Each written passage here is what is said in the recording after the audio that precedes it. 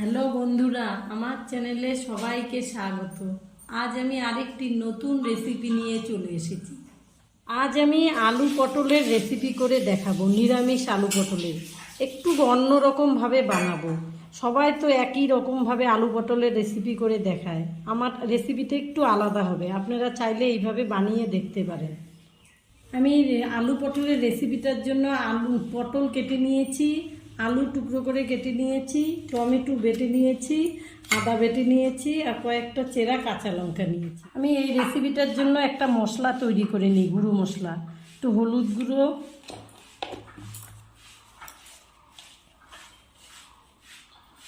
একটু জিরে গুঁড়ো,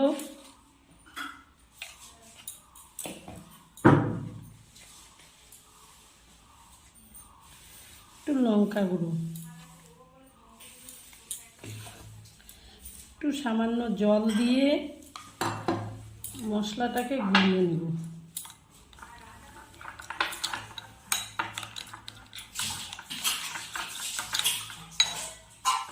আমি কড়াইতে তেল দিয়ে দিলাম। আলু পটলগুলো একটু ভেজে নেব।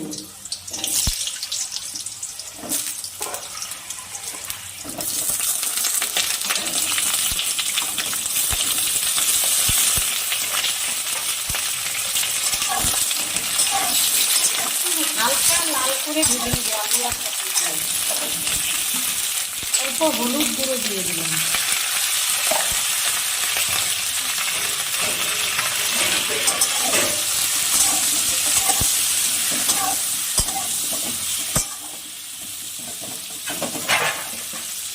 একটু ঢেকে দিব।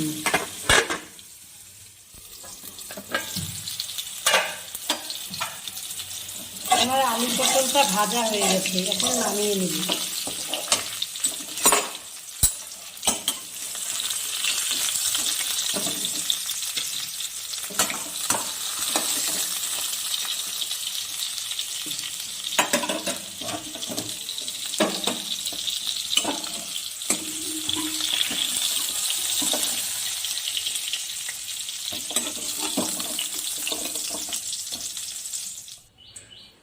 আমি আলু পটল ভাজার তেলের মধ্যে আর অল্প তেল দিয়ে দিচ্ছি। আমি তেলের মধ্যে তেজপাতা, গোটা গরম মশলা,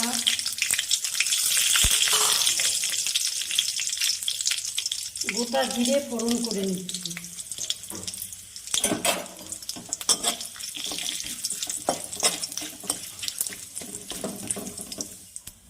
আমি তেলের মধ্যে আদা বাটা, টমেটো বাটা,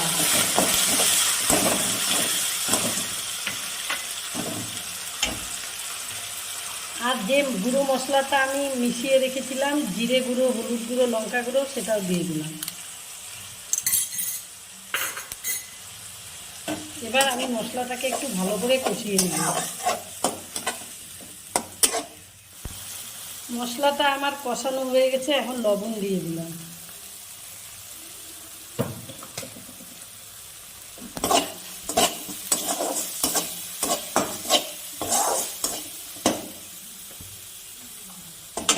এবার আমি পটলটাও দিয়ে দিলাম।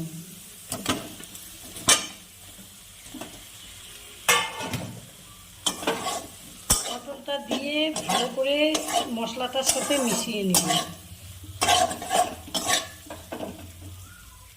আমি এই আলু পটলের রেসিপিটার মধ্যে একটু গরুর দুধ আর একটু কাজু বাদাম বাটা একসঙ্গে মিশিয়ে দিব। এটা তৈরি করে ভালো করে গুলিয়ে এটা আমি এই আলু পটলের রেসিপিটার মধ্যে দিয়ে দিব। গরুর দুধ আর কাজু বাদাম বাটা,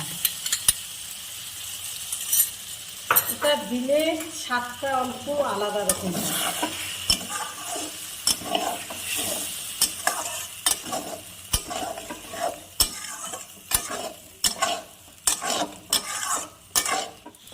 আমি দুধ আর কাজু বাদাম বাটাটা একসঙ্গে মিশিয়ে দেওয়ার পরে অল্প কষিয়ে নিয়েছি।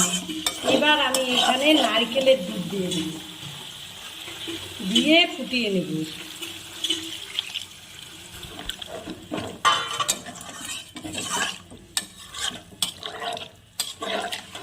এবার আমি এখানে 5 মিনিট ঢেকে রাখবো। 5 মিনিট পরে ঢাকনাটা খুলে নিলাম। এবার এখানে উপর দিয়ে কটা চেরা কাঁচা লঙ্কা দিয়ে দেবো,